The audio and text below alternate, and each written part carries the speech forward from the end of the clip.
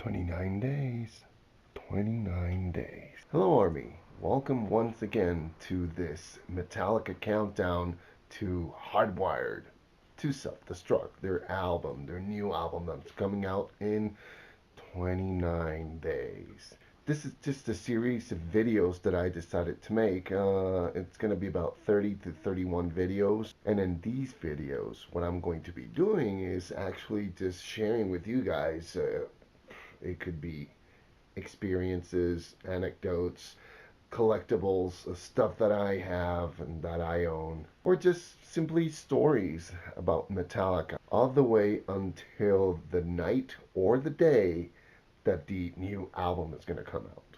So, thank you for joining me. Now, back in the day, I'm talking about when Metallica started, when it became Metallica, 1981. Music was mostly heard on LPs, vinyls, and you could only play them at home because you had a turntable. Turntables were quite huge back in the day, and still, to play a vinyl, which is probably like this big, you need a big turntable. So most of us as kids or, young adults, some of us, in my case I was a kid, we had to listen to these vinyls either in the living room in your house, or if you were lucky enough to have your own in your room, listen to it over there. So you can actually take it anywhere. Hence, mid 80s, the cassette. And that changed everything. You could take it almost anywhere with the creation of the Walkman. You could take your music anywhere, and the experience was quite different because at home you would listen to the LP, the vinyl, and just you could pull up the needle, put it down wherever you want it, in whichever song that you wanted to listen to. With the cassette, it was a little bit harder. It had its pros and cons because to be able to play a song, you had to actually kind of like rewind or forward the cassette.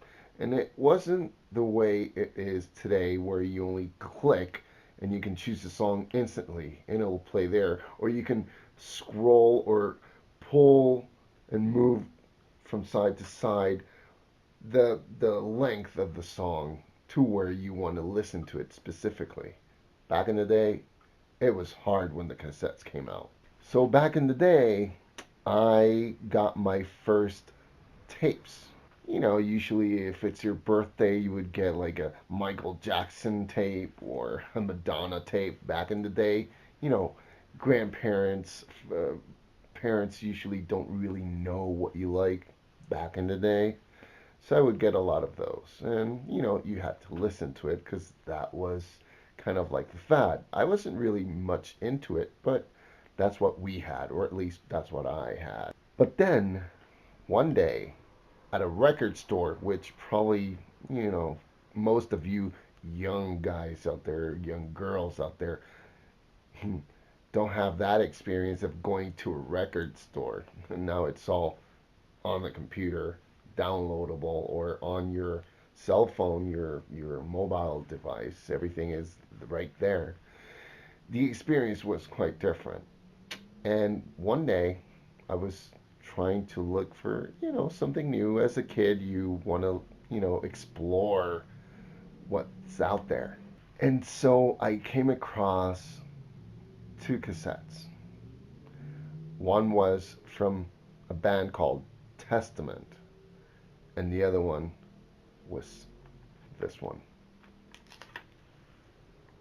right there. I don't know if you can see it. It's Metallica's And Justice for All right here. Cassette. How many of you might not even know what this is? I mean, you know the album probably, the CD maybe, but as a cassette, probably quite just a few of you.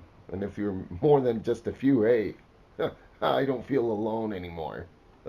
This one right here actually is a present. It even came with a little bow like that. I still keep the bow. It was a present given to me for my birthday couple of years back from my brother-in-law, my sister's husband. And this was his. Actually, he took really good care of it. Mine, I don't even have it anymore. Mine was totally destroyed.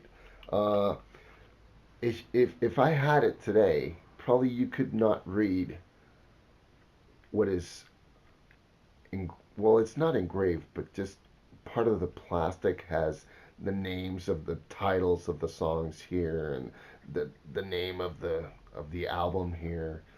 The plastic box or cassette box was probably, would be broken, chipped off, cracked all over the place. And the lyrics sheet, which is something that, young people don't know about.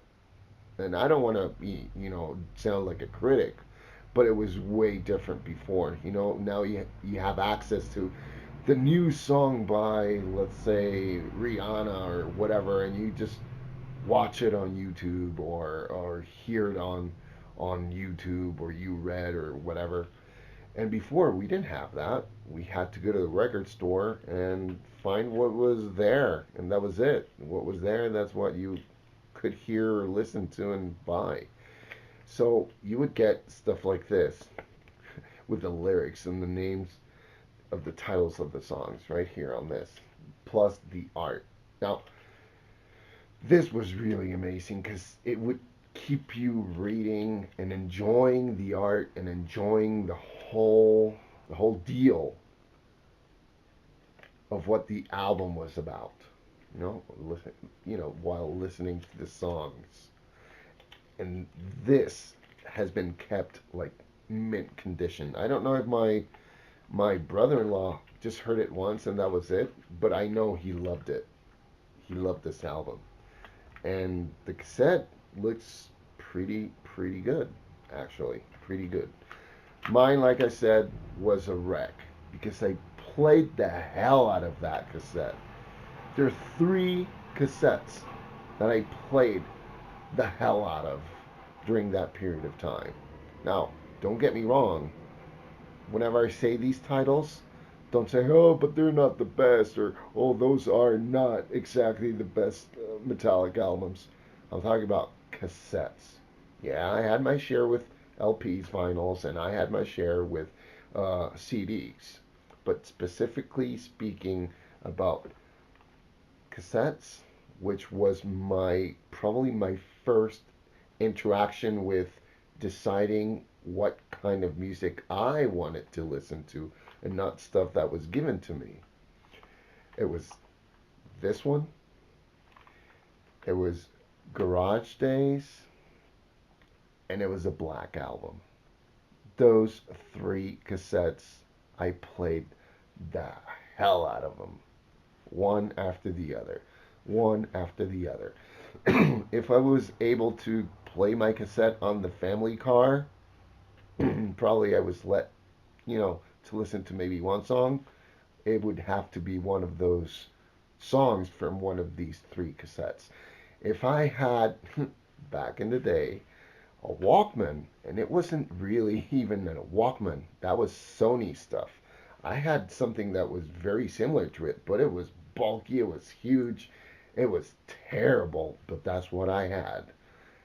I would play every single cassette, every single song, sorry, from these 3 cassettes there. I would, go skateboarding, listening to this. I would walk, listen to all these tapes. And this one was probably the most played out of the 3 of them. Throughout probably, yeah, I could say 6, 7 years. So that's the anecdote that I have for you guys today, listening to cassettes. If any of you guys or gals out there, experience this era in listening to tapes or created your own mixtapes. Now, to the young ones out there, a mixtape is a tape that was actually blank. It was probably out of a brand, maybe Maxell. There were many brands out there. And what you could do is record on them. Just like when you burn a CD, which probably is not done anymore. You burn a CD with information, or you use a USB to put information in it. They sold blank tapes where you could actually record from an original tape or another tape that had recordings on it and pass that information to the other one. Uh, and it was not necessarily like instantly. You had to actually listen to the to every single song that you were recording. So it was like record and you had to wait, like listen to the whole thing or each song that you wanted to record on the blank tape. So if you guys had that experience, why not share it with me? You know, you can comment below and say, oh, I remember when I had to do a Metallica mixtape and I got these songs from this album and these songs from the other album and I still have it. Maybe you want to share the pictures on my Facebook page. That would be nice. So comment below. Hey, let's start something new. And thank you for watching. I'm sorry this this doesn't have a lot of information behind it. I mean, it's not the original one that I used to have. I lost it in one of my travels. You know, I've moved around from country to country, and sometimes you get to lose stuff that you really love. It's not really your fault, so it must have gotten lost sometime. And I have to say, obviously, as you might or might not know, this is my favorite Metallica album. Out of all the ones they have up until now, this is my favorite. I love it. I don't know. It drove me nuts. I used to get some PVC sticks, like really thin ones, and I would layer them with Scotch tape or some sort of adhesive tape around them, and I would bang those on my bed, just trying to imitate Lars's drums, on this album. To be quite frank, it doesn't really sound the same listening to the cassette than listening to probably a CD or the vinyl itself. And probably if I listen to the remastered version whenever it comes out, probably it'll sound a little bit different as well. But I just wanted to be Lars, and I knew I was really bad at drumming. But hey, I just wanted to, bang those sticks down because the drumming on this freaking album is amazing. I remember one time my mom came in. She thought I was breaking something, like boom, boom, boom. And she looked at me and said, "Oh, what are you doing?" I'm trying to play drums. I like this. She said, "Oh, okay." And she closed the door. I think that day she thought, "Oh my God, we're going to have to buy a drum kit." And probably 6 months later or so, during Christmas, she asked me, "Hey, do you like drums?" And I said, "No, I don't. It just helps me get my stress out." Can you believe that? 13, 14-year-old kid saying that? It helps me get my stress out. Hope you enjoyed the video, and, comment down below. Share your information. If you have the Japanese version, which has a cover song called The Prince on it, hey, send a picture over. That would be awesome. All right, see you guys in the next one. I cannot wait for the new album to come out. 29 days left. See you guys in the next one.